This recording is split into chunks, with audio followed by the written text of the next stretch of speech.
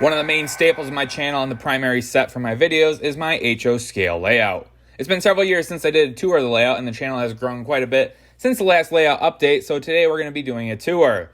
The layout was originally built in 2006 and has changed hands several times throughout the years. The layout was originally commissioned to fit the owner's bedroom with a focus on continuous running, but with regard to switching as well. While it's not era specific, most of the buildings are generically timeless, but the idea is to run equipment from the 1950s to the 70s. The overall dimensions are 164 inches by 152 inches, approximately 13.5 feet by 12.5 feet.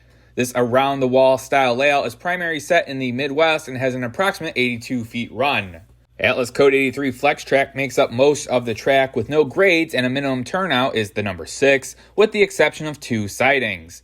The majority of the turnouts are tortoise controlled with local toggle switches, and only a handful of sidings have not yet received the upgrade. The benchwork is made using 1x4s for the framework, but is sectional and can be broken down into 9 pieces to be transported. The track plan is similar to a figure 8 folded over on itself, so in most of the shots it appears as 2 separate mains. The trains can run on just the inner loop for continuous running, while operators can work the outer loop for switching. For this layout, we'll go ahead and follow this train as it traverses the mainline run. The main heart and soul of the layout is the yard, which spans over 3 total modules. The mainline runs down the center with a pair of engine servicing sidings on one side and a 3-track yard on the other. The engine servicing sidings have a platform for fuel and sand, where those details still need to be added. The service lines run into a concrete pad where a small 2-bay pike-stuff building will eventually be built. The other side of the yard is home to a 3-track yard. 2 of the yard tracks are run through, and the third is a stub-ended siding. The yard does have a 4th track that could be used for car storage, but due to the number of industries and layout size, really just isn't needed. For mainstream operation, this last track would be used as a rip track or a caboose track, as well as doubling for the lead for the feed silo. The feed silo is a small 1 to 2 car industry off the yard, featuring a corrugated aluminum building, small office, and a rural road crossing. The majority of the yard is finished, with just the one end really needing to be fine-tuned adjusted and some balanced weathering, as well as finishing up the engine servicing terminal. Another big change that will need to happen is the stub-ended yard track is a little bit too close to the second run-through yard track, and either will be needed to be shortened or rerouted. Currently, any cars over 60 scale feet hit each other when parked on either track. This issue occurred when rebuilding 2 modules that were disassembled after the original owner. Continuing eastward out of the yard tracks converge to 2 main lines. The outermost track continues on the actual main, while the inner track is an industrial lead, as well as the drill track for working the yard. The drill track wraps around the inner peninsula, where boxcars can be spotted for the warehouse. The warehouse is a pretty impressive structure, using 4 of the Walthers trackside post office kits to build one single large structure. Unfortunately, during the move from the previous owner's house to my current house, the structure was damaged in several areas and is currently one of the projects to be worked on.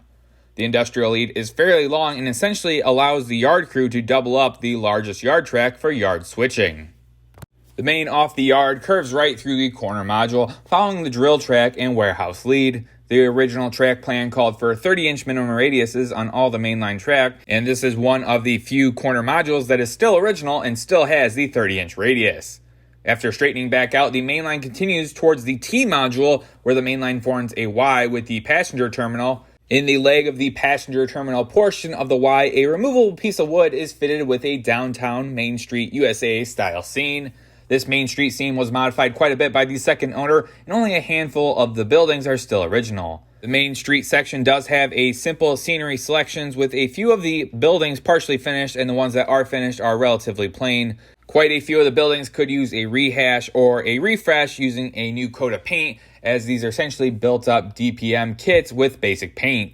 Continuing down with the passenger terminal, the single track with the Y emerges from underneath the Main Street scene that's disguised by a plate girder bridge, as well as some grassy hills walled off by a concrete retaining wall. The actual passenger terminal splits twice into 4 total tracks and continues down to the peninsula, running underneath the Union Station, having a similar setup to the Main Street scene. The station is supported by 2 pieces of wood that can be removed, having decorative sides for the retaining walls, giving an Art Deco styling matching the Union Station as well as the railings on the upper deck. The actual platforms are situated between tracks 1 and 2 and tracks 3 and 4. The platform canopies was another structure that was partially damaged in the move. I believe about half of them are still good and half of them aren't really salvageable. I haven't quite decided if I'm going to keep them or not. The majority of the time, I don't run passenger cars, and the Union Terminal acts more as a secondary yard for the railroad. The peninsula is finished off with another 2 structures. One of them is the Railway Express Agency building located near the Union Station on the ground floor, and the other is a small yard office located at the throat of the yard. The second owner of the layout installed dwarf signals that correspond with the turnout routing, but never got them fully operational. Continuing on with the main line out of the other side of the Y, the main line curves off to the right, once again following the only water feature on the layout, a small stream. The main line runs into a highway crossing before disappearing into a rock outcropping. Straightening back out, the main line splits into 2 different mains as well as a third siding when all these 3 tracks cross another highway crossing. The siding continues on shortly before coming across 2 smaller industries. The first of these is a small lumber yard and the second is a small oil dealer. The lumber yard is an Atlas kit that's been painted over and can fit about 1 car. The oil dealer is similar in size, having 1 small office and 4 smaller oil tanks, also fitting about 1 car. The 2 main lines continue on before having a crossover as well as a station stop. The main line continues on, curving slightly to the right before coming across the lift-out section of the layout. From this point, the left main continues on towards the diamond and continues its journey towards the outer loop. The right main can either branch off into an industrial spur or banks off and rejoins the inner loop. This right main is how we have continuous running on the inner loop while switching is done on the outer loop. The industrial spur banks off to the right before straightening out and continues on to the unfinished section of the layout. The spur straightens out to a loading deck and a transload facility with a small yard office situated just off the highway. This facility is designed to transload boxcars and load flat cars from truck and trailer.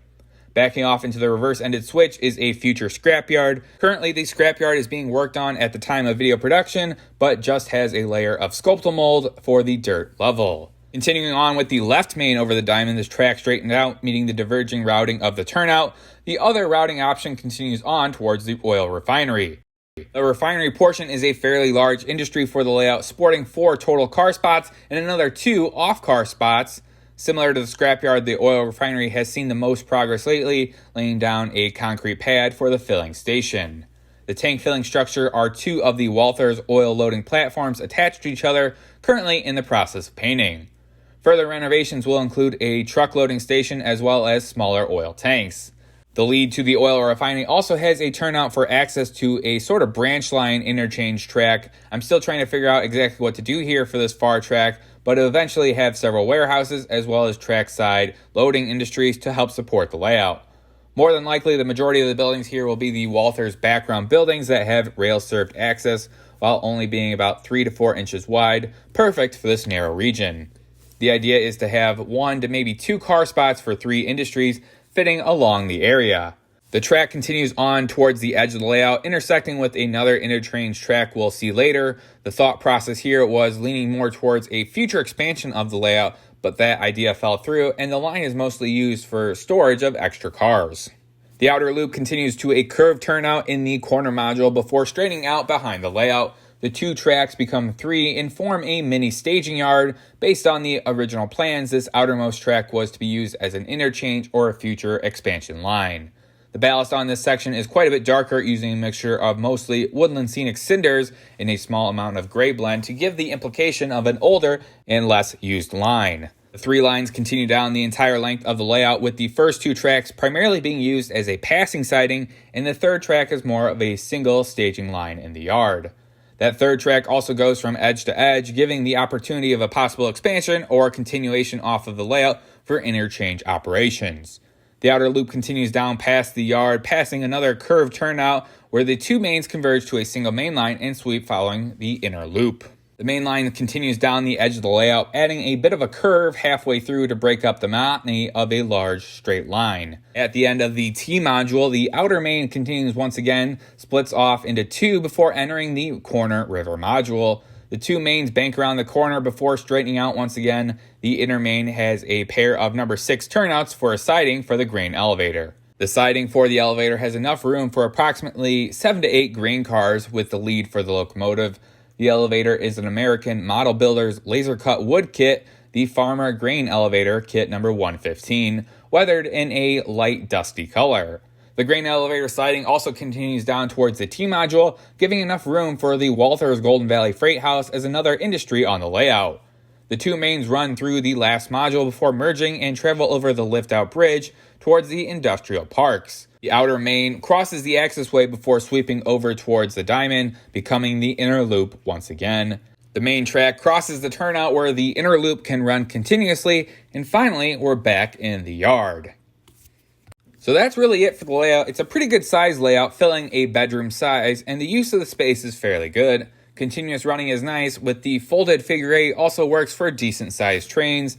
While the layout is designed for a single operator, 2 to 3 operators could work for short operating sessions. Trains going about speed step 20 can make the entire run in only 8.5 minutes, so it's not difficult to set laps down like NASCAR. Currently, the biggest projects on the layout are finishing up the newest modules of the layout and their individual industries. The priority right now is the scrapyard and oil refinery, but also working on issues and smaller upgrades as opportunities arise. The current plan for the layout is to keep the configuration as it is until renovations on the basement start to pick up traction. The overall goal is to finish the entire basement, and when that bridge is crossed, the layout will be either sold or salvaged for parts, and a new layout design is already being drawn up.